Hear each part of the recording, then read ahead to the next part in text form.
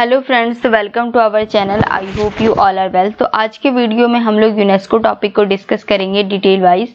ये जो टॉपिक है ये काफ़ी इंपॉर्टेंट है। ये आपके यूजीसी नेट, ईएमआरएस, आरपीएससी और लाइब्रेरी साइंस से रिलेटेड जितने भी एग्जाम्स में उसमें पूछा जाता है। तो इसकी वजह से ये जो वीडियो है आपके लिए काफ़ी इंपॉर्टेंट होने वाला है। तो वीडियो को एंड तक देखिएगा और इसका प्रॉपर नोट्स बनाइएगा। और ये जो है यूनेस्को का पार्ट 1 है, जिसमें बस हम लोग थ्योरी पार्ट समझेंगे, और पार्ट 2 जो आएगा यूनेस्को से रिलेटेड, उसमें हम लोग यूनेस्को से रिलेटेड सारे क्वेश्चंस को डिस्कस करेंगे। तो हम लोग वीडियो को स्टार्ट करते हैं। सबसे पहले समझते हैं कि यूनेस्को का फुल फॉर्म क्या होता है। तो यूनेस्को का फुल फॉर्म होता है United Nation educational, scientific and cultural organisation. ये जो है कि यूएन के द्वारा एक लॉन्च की हुई एक स्पेशलाइज्ड एजेंसी है, जो कि क्या करती है, इंफॉर्मेशन से रिलेटेड जितना भी वर्क होता है उस पे काम करती है। ये जो यूनेस्को है ये क्या करती है, आपका एजुकेशन, साइंटिफिक एंड कल्चर से रिलेटेड जितना भी वर्क है उस पे क्या करती है, उसके इंफॉर्मेशन से रिलेटेड सारा वर्क करती है। यूनेस्को का जो कॉन्स्टिट्यूशन है, उसके जो रूल्स हैं, उसको साइन कब किया गया था, तो 16 नवंबर 1945 में। और ये जो है फोर्स में कब लाया गया था, तो 4 नवंबर 1946 में। यूनेस्को का जो आपका हेडक्वार्टर है वो कहाँ है, पेरिस, फ्रांस में। और यूनेस्को का वेबसाइट क्या है, http://portal.unesco.organization.org। यूनेस्को के द्वारा जो फर्स्ट जनरल कॉन्फ्रेंस कब हुआ था, तो 19 नवंबर 1946 को। तो आपको यहाँ से इस स्लाइड से बस इतना से याद रखना है कि यूनेस्को का सबसे पहले फुल फॉर्म क्या होता है। बहुत बार एग्जाम में तो यही पूछा जाता है, फुल फॉर्म क्या होता है, United Nation educational, scientific and cultural organisation. इसका कॉन्स्टिट्यूशन कब साइन हुआ, तो 16 नवंबर 1945 में। फोर्स में कब आया, तो 4 नवंबर 1946 में। ये एक यूएन के द्वारा बनाई हुई एक स्पेशलाइज्ड एजेंसी है, जिसका हेडक्वार्टर कहाँ है, पेरिस, फ्रांस में। इसका फर्स्ट जनरल कॉन्फ्रेंस कब हुआ था, तो 19 नवंबर 1946 को। अब हम लोग को समझना है कि यूनेस्को को लाया क्यों गया, इसके पीछे क्या रीजन था कि यूनेस्को को हम लोग को लाना पड़ा। तो यूनेस्को को लाने के पीछे ये रीजन था कि एक ऐसा नेटवर्क तैयार करना जो कि क्या कर सके, वर्ल्ड लेवल पे सारी इंफॉर्मेशन को क्या कर सके, फ्री फ्लो कर सके, मतलब आसानी से कोई भी इंफॉर्मेशन क्या हो, पास हो सके पूरे वर्ल्ड लेवल में। तो इसके लिए क्या किया जाए, लाया गया, यूनेस्को लाया गया, ताकि जितने भी इंफॉर्मेशन है उसको हम लोग आसानी से क्या कर सके, वर्ल्ड लेवल पे जान सके। किस तरीके का हम लोग को एक नेटवर्क बनाना था। तो वो जो नेटवर्क बनाने का काम था वो किस ऑर्गेनाइजेशन को दिया गया, एजेंसी को दिया गया, वो है यूनेस्को। इसीलिए यूनेस्को को लाया गया। अब हम लोग समझेंगे कि यूनेस्को के द्वारा क्या क्या एक्टिविटीज किए गए हैं, जिसके द्वारा इंफॉर्मेशन क्या हो, आसानी से पास हो सके, आसानी से लोगों तक पहुंच सके। सबसे पहला जो है लाया गया वो है यूनिवर्सल बिब्लियोग्राफी कंट्रोल, जिसका फुल फॉर्म होता है यूबीसी। यूबीसी क्या करता है, आपका जितना भी बिब्लियोग्राफी है उसको क्या कर देता है, कंपाइल कर देता है। तो जितना भी आपको जितने भी बिब्लियोग्राफी है उसको कंपाइल करके देखना हो तो आप क्या देखिएगा, universal bibliography control, UBC. UBC जो है आपका यूनेस्को के द्वारा लॉन्च किया गया, किसके हेल्प से, तो इफ्ला की हेल्प से। तो ये याद रखना है, इसका फुल फॉर्म क्या हुआ, यूबीसी का, यूनिवर्सल बिब्लियोग्राफिक कंट्रोल। अब आता है आपका यूएपी, जिसका फुल फॉर्म होता है यूनिवर्सल अवेलेबिलिटी पब्लिकेशन। ये जो है इसका गोल क्या था कि जितने भी पब्लिकेशंस कहीं भी छपते हैं उसको क्या किया जाए, वर्ल्ड लेवल पे हर एक इंसान को क्या कर सके, अवेलेबल करवाया जाए। इसीलिए क्या, कौन सा प्रोग्राम लाया गया, यूनिवर्सल अवेलेबिलिटी पब्लिकेशन, जिसका फुल फॉर्म शॉर्ट फॉर्म होता है यूएपी। ये जो है 1982 में एक इंटरनेशनल कॉन्फ्रेंस हुआ था पेरिस में। उसके बाद जो है इफ्ला के हेल्प से यूनेस्को के द्वारा लॉन्च किया गया यूनिवर्सल अवेलेबिलिटी पब्लिकेशन प्रोग्राम। अब आता है आपका नेटिस। नेटिस जो है, नेटिस का फुल फॉर्म होता है नेशनल इंफॉर्मेशन सिस्टम। ये यूनेस्को का थर्ड प्रोग्राम है, जिसको क्या कहा जाता है, ब्रेन चाइल्ड ऑफ यूनेस्को। ये क्या करता है कि आपके गवर्नमेंट के जितने भी लेवल्स होते हैं, जैसे कि नेशनल, स्टेट एंड लोकल, इसमें इससे रिलेटेड जितना भी गवर्नमेंटल इंफॉर्मेशन होता है उसको क्या करना, मैक्सिमाइज करना मतलब कि सारा इंफॉर्मेशन को ज़्यादा से ज़्यादा लोगों तक क्या करना, डिस्ट्रीब्यूट करना है। तो ये क्या होता है, इसका किसका काम है, तो नेटिस का, जिसका फुल फॉर्म होता है नेशनल इंफॉर्मेशन सिस्टम। और ये क्या है, यूनेस्को का एक ब्रेन चाइल्ड है। अब आता है आपका यूनिसिस्ट। ये यूनेस्को का आपका 5th प्रोग्राम है। ये यूनिसिस्ट का आपको सबसे पहले फुल फॉर्म याद रखना है। यूनिसिस्ट का फुल फॉर्म होता है United nation international scientific information system. ये क्या करता है, आपका जितना भी नेशनल और इंटरनेशनल लेवल पे जितना भी इंडेक्सेस हैं उसको क्या करता है, जितना भी इंफॉर्मेशन है उसको क्या करता है, कॉर्पोरेट करके क्या करता है, एक्सचेंजिंग करने का काम है, एक्सचेंजिंग करने का काम करता है। तो आपसे इन यूनिसिस्ट से रिलेटेड 2 ही क्वेश्चन पूछा जाएगा। सबसे पहले तो यूनिसिस्ट का फुल फॉर्म, और सेकंड थिंग यूनिसिस्ट प्रोग्राम किसके द्वारा लॉन्च किया गया है, तो यूनेस्को। फिर आपका आता है पीजीआई। पीजीआई का फुल फॉर्म, पीजीआई क्या है, आपका एक जनरल इंफॉर्मेशन प्रोग्राम है जो कि यूनेस्को के 19th सेशन जो उसका जनरल कॉन्फ्रेंस हुआ था यूनेस्को का 19वां, कब हुआ था, तो 1976 में। तो उसके बाद क्या किया गया, पीजीआई प्रोग्राम को लाया गया जो कि एक टाइप का क्या है, जनरल इंफॉर्मेशन प्रोग्राम। पीजीआई जो प्रोग्राम है वो आपका एक गवर्नमेंटल प्रोग्राम है जो कि क्या करता है, साइंटिफिक और टेक्निकल से रिलेटेड जितना भी इंफॉर्मेशन है उसको क्या करता है, अगर कोई इंफॉर्मेशन डुप्लीकेट हो रहा है तो उसको क्या करता है, अवॉइड करने का ट्राई करता है, अवॉइड करवाता है। तो कोई भी इंफॉर्मेशन को डुप्लीकेशन होने के लिए नहीं देता है पीजीआई प्रोग्राम। पीजीआई प्रोग्राम जो है किसके मर्जर से बना है, तो यूनिसिस्ट और नेटिस के मर्जर से क्या बना है, पीजीआई प्रोग्राम, जो कि लॉन्च हुआ है फरवरी 1977 में। ये एक टाइप का जनरल इंफॉर्मेशन प्रोग्राम है जो कि यूनेस्को के द्वारा लॉन्च हुआ, और यूनेस्को के कौन से कॉन्फ्रेंस में, तो 19th सेशन में, और वो 19th सेशन कब हुआ, तो 1976 में। तो आपको पीजीआई से रिलेटेड इतना बात याद रखना है।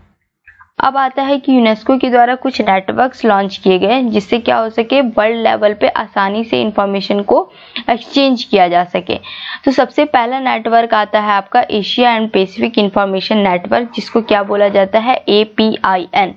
ये क्या करता है, आपका जो experience regional informatics network for south east Asia and the Pacific, and second regional information network for south and central Asia RINSCA, इनके इंफॉर्मेशन को क्या करता है, एक्सचेंज करके इंफॉर्मेशन का एक नेटवर्क रेडी करता है।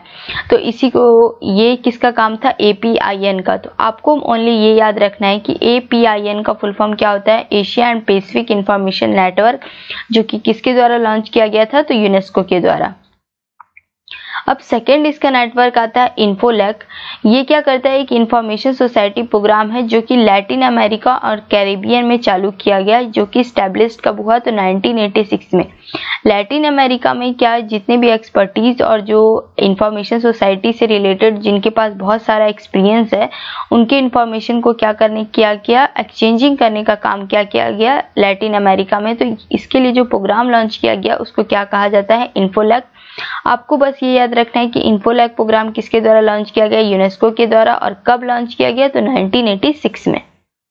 अब आता है आपका नेक्स्ट प्रोग्राम जॉर्नेट। जॉर्नेट क्या करता है, जर्नलिज्म से रिलेटेड है। ये क्या करता है, एक टाइप का ग्लोबल नेटवर्क रेडी करता है एजुकेशन के लिए। तो ये कब लॉन्च हुआ, तो 1999 में। ये क्या करता है, वर्ल्ड में, पूरा वर्ल्ड में जितना भी जर्नलिज्म से रिलेटेड जितना भी पढ़ाई हो रहा है उसको क्या करना है, एक्सपेंड करने का काम जर्नलिज्म के द्वारा, जर्नलिज्म के काम को एक्सपेंडिंग करना पूरे वर्ल्ड वाइड में। ये किसका काम था, जॉर्नेट का काम था। अगर आपसे एग्जाम में पूछा जाता है कि यूनेस्को के द्वारा कौन सा जॉर्नेट किसके द्वारा लॉन्च किया गया, तो यूनेस्को के द्वारा, और कब लॉन्च हुआ, तो 1999 में। अब आता है आपका नेक्स्ट प्रोग्राम ऑर्बिकॉम। ऑर्बिकॉम का काम क्या था, तो ये एक टाइप का इंटरनेशनल नेटवर्क है जो कि क्या करता है, लिंक करता है जितने भी एकेडमिक मीडिया में जितने भी लीडर हैं, या तो कॉर्पोरेट या गवर्नमेंट सर्कल में जितने भी बड़े बड़े लीडर्स हैं, उनकी अगर मान लीजिए कि वो लोग कोई एक शेयर में कोई प्रोजेक्ट करते हैं, जिसको शेयरिंग करके किसी प्रोजेक्ट को वो लोग लॉन्च करते हैं, तो उससे रिलेटेड जितना भी क्या हो इंफॉर्मेशन को एक्सचेंजिंग करने का काम क्या करता है, किस नेटवर्क के द्वारा किया जाता है, तो ऑर्बिकॉम के द्वारा। आपसे एग्जाम में ये पूछा जाएगा कि ऑर्बिकॉम प्रोग्राम जो है, नेटवर्क जो है, किसके द्वारा लॉन्च किया गया है, तो यूनेस्को के द्वारा। अब नेक्स्ट आता है IFAP। ये जो प्रोग्राम का फुल फॉर्म क्या है, inter governmental programmes information for all programme. ये कब स्टैब्लिश किया गया, तो 2001 में। ये क्या करता है कि आप जितने भी इंटरनेशनल पॉलिसीज जो होता है उसको डिस्कशन करने का काम और इंफॉर्मेशन को प्रिजर्व करने के लिए जो गाइडलाइंस प्रिपेयर किए जाते हैं वो इस प्रोग्राम के तहत क्या किया जाता है, डिस्कस किया जाता है। तो IFAP प्रोग्राम किसके द्वारा लॉन्च किया गया है, यूनेस्को के द्वारा, और कब, तो 2001 में। तो ये याद रखना है आपको। फिर नेक्स्ट आता है IPDC। इसका फुल फॉर्म क्या होता है, international programme for the development of communication. ये कब स्टैब्लिश किया गया था, तो 1980 में। ये क्या करता है कि डेवलपिंग कंट्रीज में जितना भी मीडिया से रिलेटेड जितना भी डेवलपमेंट है डेवलपिंग कंट्रीज में, इसको क्या करना, मोबिलाइज करना, प्रमोट करना। इसके लिए ये क्या करता है, IPDC प्रोग्राम बनाया गया। और ये कब लॉन्च किया गया, तो 1980 में। IPDC प्रोग्राम किसके द्वारा लॉन्च किया गया है, तो यूनेस्को के द्वारा। और IPDC का आपको क्या करना है, फुल फॉर्म याद रखना है। अब हम लोग पढ़ेंगे कि यूनेस्को के द्वारा फर्स्ट पायलट प्रोजेक्ट स्टार्ट किया गया था किसके द्वारा, दिल्ली पब्लिक लाइब्रेरी में। कब, तो 1951 में। बाद में इसको अगर पूछा जाए कि यूनेस्को के द्वारा जो फर्स्ट टाइम जो पायलट प्रोजेक्ट स्टार्ट किया गया था, यूनेस्को ने क्या किया था, अपना सबसे फर्स्ट पायलट प्रोजेक्ट स्टार्ट किया था किसमें, इंडिया की लाइब्रेरीज में। किसको इस्टेब्लिश करके, दिल्ली पब्लिक लाइब्रेरी को। कब, तो अक्टूबर 1951 में। और इसका क्या काम था कि इस प्रोजेक्ट का ये जो पायलट प्रोजेक्ट है, इस प्रोजेक्ट का मेन काम क्या था कि पब्लिक लाइब्रेरी सर्विस में जितने भी प्रॉब्लम्स आ रहे हैं इंडिया में, उसको क्या करना कि ठीक ठाक करना, उसको सही करना। तो ये था आपका यूनेस्को का। तो अगर आपसे एग्जाम में पूछा जाए कि फर्स्ट पायलट प्रोजेक्ट किसके द्वारा लॉन्च किया गया था, तो यूनेस्को के द्वारा। और इसको किसके एस्टैब्लिश करके, दिल्ली पब्लिक लाइब्रेरी को एस्टैब्लिश करके क्या किया था, यूनेस्को ने अपनी फर्स्ट पायलट प्रोजेक्ट को स्टार्ट किया था। अब यूनेस्को के द्वारा कुछ सॉफ्टवेयर्स लॉन्च किए गए हैं, वो भी हम लोग को पढ़ना है। तो सबसे पहले यूनेस्को ने क्या किया था, green stone digital library software जो है GSDL, इसको सपोर्ट किया। उसके बाद इसने CDS-IS जो है ये भी सॉफ्टवेयर लॉन्च किया, किसके हेल्प से, तो निशात के हेल्प से। तो ये भी आप लोग को याद रखना है कि यूनेस्को के द्वारा कौन सा सॉफ्टवेयर लॉन्च किया गया। अब आता है कि यूनेस्को के द्वारा जो है पब्लिक लाइब्रेरी मैनिफेस्टो भी लॉन्च किया गया, जो कि सबसे पहले इशू कब हुआ था, तो 1949 में। बाद में इसको रिवाइज कब किया गया था, तो 1994 में। किसके हेल्प से, तो इफ्ला के हेल्प से। तो अगर एग्जाम में पूछा जाए आपसे कि पब्लिक लाइब्रेरी मैनिफेस्टो कब इशू किया गया था, तो सबसे पहले 1949, देन फिर 1994 में इसका रिवाइज्ड हुआ था। फिर आता है आपका जो कुछ रीजनल नेटवर्क्स भी बनाए गए थे। तो इसमें सबसे पहला आता है यूनेस्को के द्वारा, वो है एस्टिनफो। एस्टिनफो जो है क्या है, एक शॉर्ट फॉर्म है किसका, रीजनल नेटवर्क के लिए, regional network for the exchange of information and experience in science and technology. कहाँ पे, एशिया एंड पैसिफिक रीजन में। एस्टिनफो जो नेटवर्क है इसको कब एस्टेब्लिश किया गया, तो 1983 में। ये एक टाइप का कॉर्पोरेटिव प्रोग्राम है।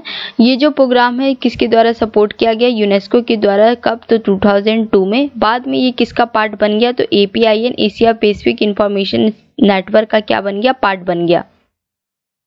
तो आपको इस स्लाइड से इतना सा समझना है कि यूनेस्को के द्वारा एक जो रीजनल नेटवर्क बनाया गया जो कि एशिया और पैसिफिक रीजन में वर्क किया, उसका क्या नाम था, एस्टिनफो। जिसको ये जो प्रोग्राम है इसको इस्टेब्लिश किया गया था 1983 में। बाद में इसमें जो इसका रिकमेंडेशन किया गया वो कब किया गया, तो मैनिला फिलीपींस में इसका रिकमेंडेशन हुआ। कब, तो मार्च 1982 में।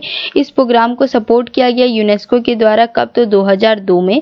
और बाद में ये जो है APIN Asia Pacific information network का क्या बन गया, पार्ट बन गया। तो ये भी आपको याद रखना है, एस्टिनफो जो नेटवर्क है किसके द्वारा लॉन्च किया गया, तो यूनेस्को के द्वारा। फिर आपका आता है हैप्पीनेस। ये जो है कब लॉन्च हुआ, तो 1986 में। ये भी एक अनदर नेटवर्क है जो कि एशिया पैसिफिक रीजन में सोशल साइंस से रिलेटेड ये नेटवर्क रेडी किया गया। हैप्पीनेस का फुल फॉर्म क्या है, एशिया पैसिफिक इंफॉर्मेशन नेटवर्क इन सोशल साइंसेज। इसका आपको मेनली फुल फॉर्म याद रखना है। और कब लाया गया, तो 1986 में। किसके द्वारा, तो यूनेस्को के द्वारा। फिर आता है आपका CCF। CCF भी जो है कॉमन कम्युनिकेशन फॉर्मेट किसके द्वारा लाया गया, तो यूनेस्को के द्वारा। CCF पे भी मैंने एक डिटेल लेक्चर लिया हुआ है, अगर अब मैं उसका लिंक जो है डिस्क्रिप्शन बॉक्स में डाल दूंगी। आपको मेनली समझना है कि CCF क्या है। तो जितना भी बिब्लियोग्राफिक रिकॉर्ड से रिलेटेड जितना भी एक्सचेंजिंग इंफॉर्मेशन का काम क्या करता है, CCF करता है। नॉर्मल आपको बस इतना सा बात समझ के रखना है कि ये जो है CCF जो है हेल्ड कब हुआ था, किसके हेल्प से, तो यूनेस्को के हेल्प से। कब ये रेडी हुआ, तो अप्रैल 1978 में। इसका जो फर्स्ट एडिशन है CCF का वो पब्लिश कब हुआ, तो 1984 में। बाद में इसका जो सेकेंड एडिशन है वो पब्लिश हुआ 1988 में 2 वॉल्यूम्स में, CCF/B एंड CCF/F। एंड जो है इसका फुल फॉर्म क्या होता है, कॉमन कम्युनिकेशन फॉर्मेट, इसको भी याद रखना है। तो CCF किसके द्वारा लॉन्च हुआ, तो यूनेस्को के द्वारा। और कब हेल्ड हुआ, लाया गया, तो अप्रैल 1978 में एक इंटरनेशनल सिंपोजियम लॉन्च किया गया था, कहाँ पे, सिसिली में। और ये जो है कंडक्ट किया गया था किसके द्वारा, यूनेस्को के द्वारा, जो कि हेल्ड हुआ अप्रैल 1978 में। उसके बाद जो है इसका आपको मेनली याद रखना है कि CCF का फुल फॉर्म क्या होता है, किसके द्वारा लाया गया। CCF का फर्स्ट एडिशन कब आया, तो 1984 में। सेकेंड एडिशन कब आया, तो 1988 में। कितने वॉल्यूम्स में आया, तो 2 वॉल्यूम्स में आया। तो ये आपको इस स्लाइड से इतना सा याद रखना है। अब आता है कि इंडिया और यूनेस्को ने मिलकर क्या क्या किया। तो यूनेस्को का जो मेंबर है वो इंडिया कब बना, तो यूनेस्को का जो मेंबर है वो इंडिया कब बना है, तो 4 नवंबर 1946 में।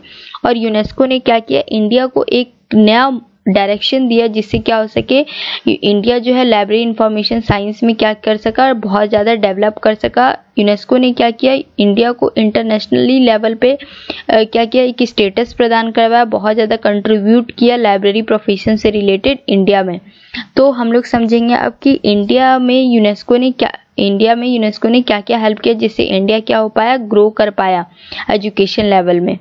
तो देखिए सबसे पहला जो है जो नेटवर्क लाया गया वो क्या है, निशात, जिसका फुल फॉर्म होता है national information system for science and technology.